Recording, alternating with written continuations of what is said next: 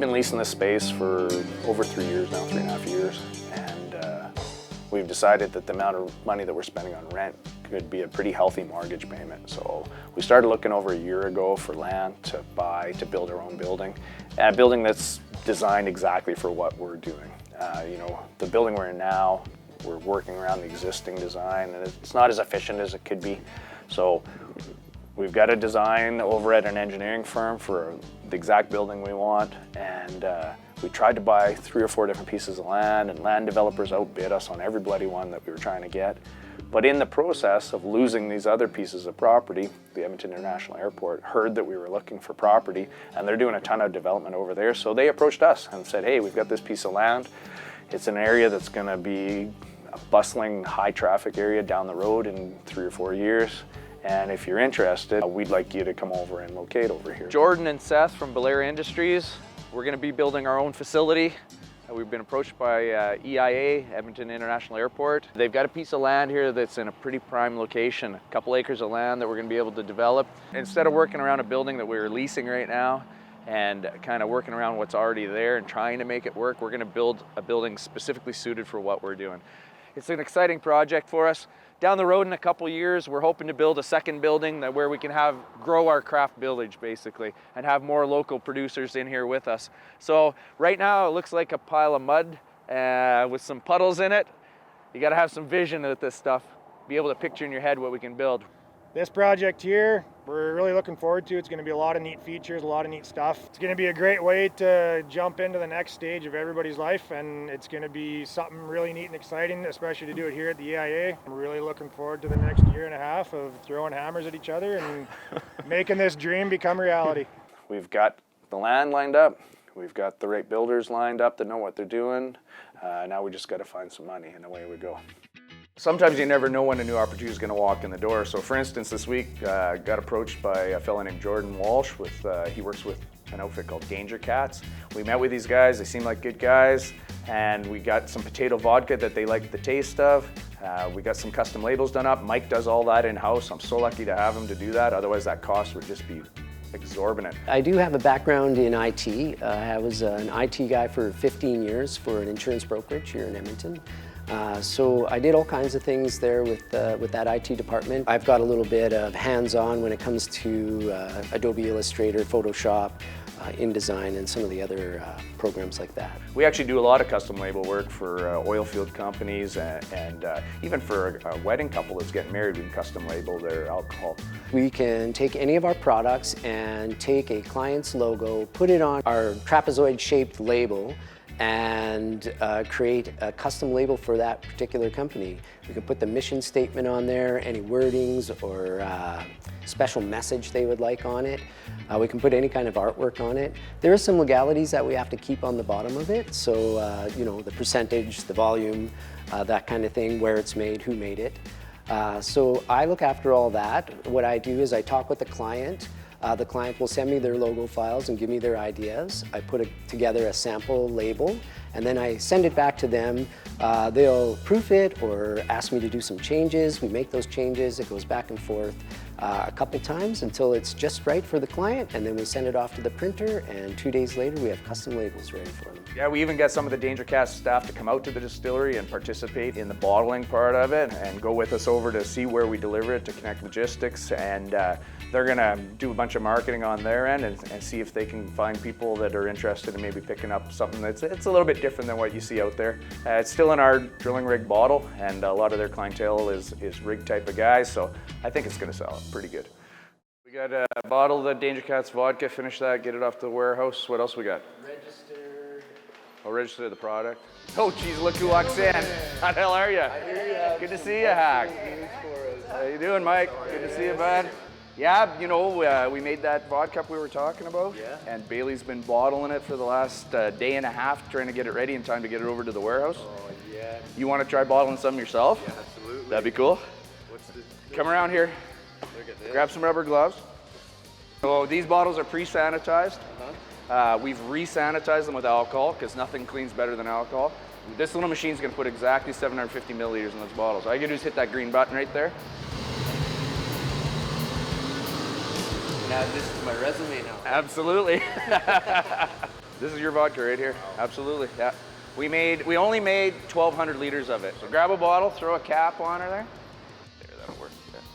Tight. Now take a piece of this tape and wrap it around like that. Okay.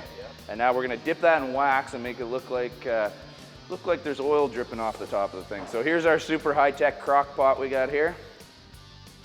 A little more down, deeper. There you go. Now up and spinning as you come out of there. Keep spinning, keep spinning, keep spinning. You guys hiring? And we got some custom labels made up for you boys. You want to put a front label and a back label on? Does it matter which is which? Doesn't matter. There's 2 panels on there to fit her on.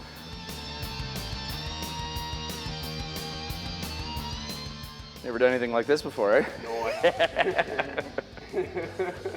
There you go, bud. Look at that. So we take that, we put 6 of them in a case, Yeah. we load them on a pallet, we're gonna throw that in the back of the truck, and we're gonna drive up to St. Albert to the big warehouse there. So we had one of those days today. You know, the mash pump went, the main bearing on it went, which is it's a bit of a project to fix it. You know, you got to disassemble the entire pump, get in there, find out where the leak came from. It turns out we had a leaking seal that was leaking into the bearing, rusted the heck out of it, the thing seized. And that pump we use for everything, so it's our main workhorse around here. So it pretty much shuts us down if that pump's down. And that bearing, it turns out, isn't in stock, so we're waiting to get that. We need that to get up and running. You know, moving this stuff by pail is not an option. Then our fluid transfer pump went. This is the pump that we move both purified reverse osmosis water and alcohol with. It's ready to be proofed down to bottling strength.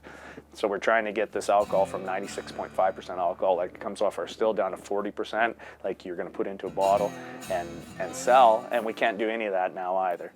And then I'm a coffee guy, I run on the stuff, I don't sleep a whole lot because of that. The damn pump on the coffee pot went too, so I couldn't even have a coffee to figure out how to solve this problem. So I guess we're going coffee pot shopping, water pump shopping, and mash bearing shopping.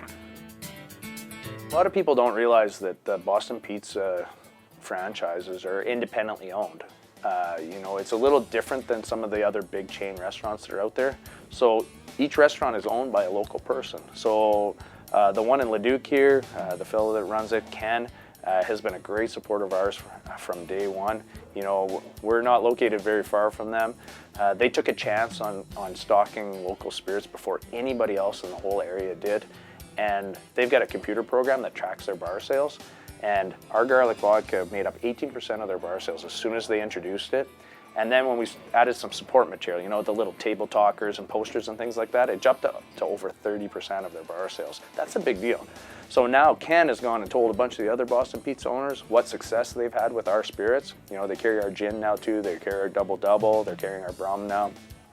Now once the other Boston Pizza owners find out the success he's had, we're in about 10 Boston Pizzas now, and we're going to make it a goal of ours to try and get to every Boston Pizza in Alberta now.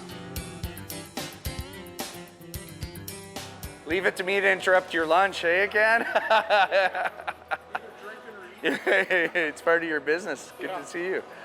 I got something new for you. We're allowed to give you 2 presents a year, according to AGLC rules. Oh, really? So this is our new whiskey that we just released. We actually released it in November, but so far it's only in 1 bar or restaurant in all of Alberta. We're the first craft distillery to produce a properly aged whiskey and sell it, actually. So we're kind of the first of a lot of things. And you were the first guys in Leduc that carried our stuff, so I think it's only appropriate that you be the first ones that get to serve the whiskey too. So I'm honored. thank you very much, and also want to thank you for all the help and support you've given us getting into other Boston Pizzas. The name on it, this Bar M, is my grandfather's brand, actually. Oh, okay. And we put a little bit of whiskey in here from my buddy's distillery in Lumsden, Saskatchewan, actually. And from our understanding, it's the first time ever in history in Canada where a craft distillery from one province has collaborated with one from another province. Oh, wow. We're also aging 100% rye. You said you're a rye man. We're aging a corn whiskey, bourbon style whiskey, and today we were making more of our Scotch style single malt as well. So we have 4 different types of whiskey that we're coming out with. This is the one that was aged first though, so the other ones will be coming down the line as they mature. And you'll notice it's the only product we have that isn't in our distinct drilling rig bottle. We're going to put all the whiskeys in this classic whiskey bottle and have them kind of stand apart from all our other products. That's awesome. Thanks for your support. Really, really appreciate it. Right on. Want to keep pushing up and leveling up there. Exactly. All right. See ya. Take care. Today we did a little excursion. We picked up the guys from Danger Cats. One of them had never really been out to a farm before, I don't think. He showed up in some pretty fancy shoes.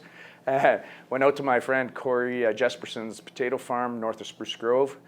Corey actually farms potatoes for the potato company and farms seed potatoes. He farms corn for our bourbon, and he also has a sod farm and a cattle farm. So he's a pretty big farmer. He was nice enough to show us around his facility and explain to us, his process a little bit. Those potatoes that he supplies with the Little Potato Company, if you buy a bag of the little potatoes, there's different colors in there. Some are yellow, some are white, some have a purple reddish color to them. The purple reddish ones are the ones that he grows right here in Spruce Grove. A few potatoes. Yeah. There's about 1,500 boxes, so it's about 2,000 tons. That company has to have absolutely perfect potatoes. So when they receive them, they have a little node growing off the side of them or a strange mark in them, maybe a piece of machinery has put a mark in them, they don't want them. They want absolutely perfect potatoes in their bags. So we get the ones that are defective. I'd still eat every bloody one of them, there's nothing wrong with them, but turn them into a really nice potato vodka. Traditionally, potato vodka is hard to make not taste like dirt because it's hard to get them clean enough, unless you peel them, I suppose. We're not going to peel a metric ton of potatoes at a time. But the Little Potato Company clean their potatoes so well, we don't have any of that dirt flavor in our vodka. And potato vodka makes a much creamier tasting vodka than a wheat-based vodka does. I personally think when it comes off the still at full strength, it's got a little bit of an orange creamsicle taste to it. That does go away through our process, but it's kind of a neat thing to taste when it's coming straight off the still. You're making it right if it tastes like orange creamsicles.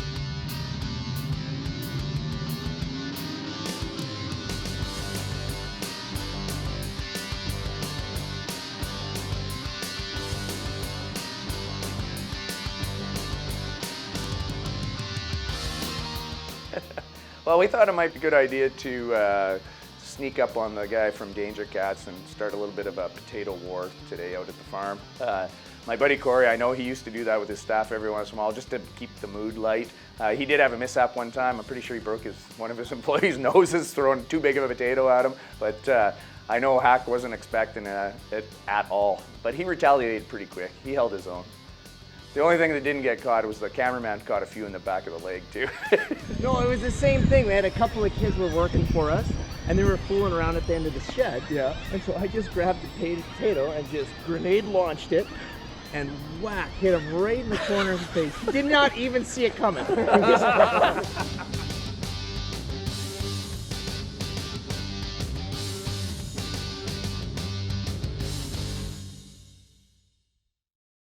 This former career that I had as a tattoo artist, one of the fellows that I worked in collaboration with is Steve Winget.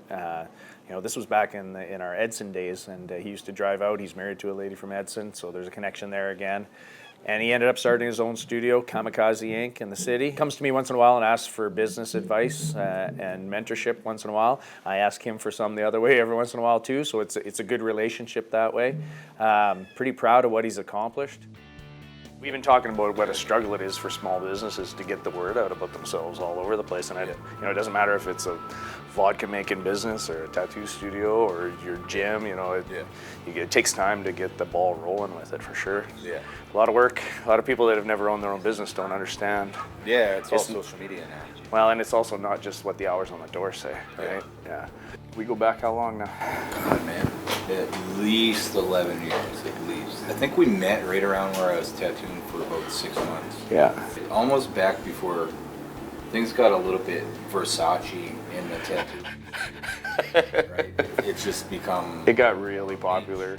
Steve is the kind of guy that when he jumps into something, he jumps into it with both feet, kind of like I am. A few years ago, he got interested in SBG, Brazilian Jiu-Jitsu wrestling style. He took some classes in it, and he got so into it that he ended up actually buying his own gym once he got a little more progressed with it. And now he's a huge mentor to all these kids, and some of them are at-risk youth, so you need those role models in your community. I've got a lot of respect for that man.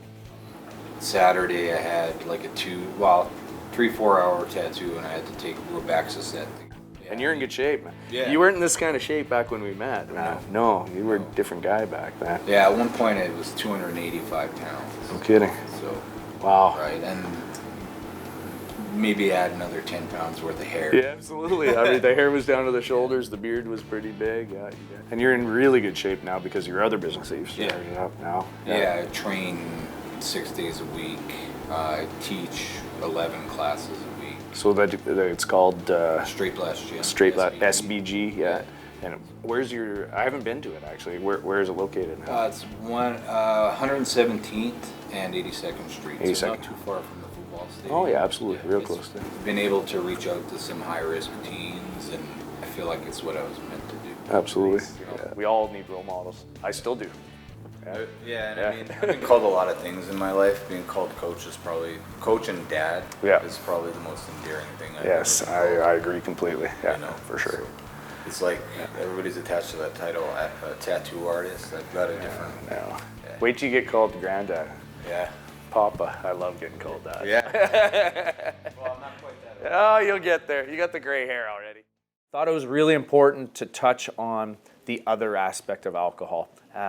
You know, we focus a lot on the fun things that we do that surround alcohol and spirits that we make, but we also have a social responsibility to address the addiction issues that come out of it at the same time and the social problems that it creates. And people need to be aware of those things and be respectful of people that have issues with it and try and support them any way possible. You know, we're in a business that has a fun side to it. People going out having drinks and partying and having a good time and all that, but it also has a kind of a dark side.